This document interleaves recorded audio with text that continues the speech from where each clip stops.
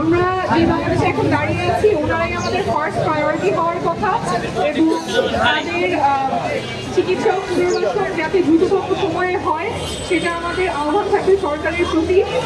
আর আমরা এনসিপির পক্ষ থেকে আমরা যে বার্তাটা নিয়ে আসতে চাই সেটা হচ্ছে যে বাংলাদেশে আমরা দাঁড়িয়ে আছি সেখানে কেউ রাস্তায় নেমে খুন হবে গুম হয়ে যাবে এমন বাংলাদেশ আমরা আর চাই না।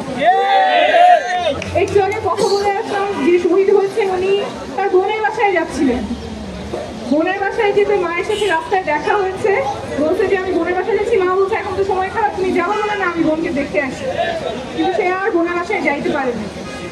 তার মরদেহ তারা সরোজিনী মেডিকেল কলেজে দেখতে পেয়েছে। সেই বাংলাদেশ যেখানে ভাই বোনের বাসায় যাওয়ার আগে শুরু হয়ে যায় সরকারি বাহিনীর হাতে, রাষ্ট্রীয় বাহিনীর হাতে, ওই বাংলাদেশে আমরা আর ফেরত যাব না। যেখানে নিরাপত্তা নাই। একজন রিক্সাওয়ালার ওয়াইফের সাথে আমরা কথা বলে আসলাম, উনি রিক্সা চালাচ্ছিল, 19 তারিখ উনি শহীদ হন রিক্সা চালাতে গিয়ে। আমাদের যে রিক্সা চালক আছেন, যে শ্রমিক আছেন, গার্মেন্টস কর্মী আছেন, দোকানদার আছেন, সবারই একটা অধিকার আছে নিরাপদ বাংলাদেশে। আমরা আর এমন ব্যবস্থায় ফেরত যেতে চাই না যেখানে রাষ্ট্র এবং সরকার শুধুমাত্র কোনো দলের বা কোনো পক্ষের হয়ে কাজ করবে।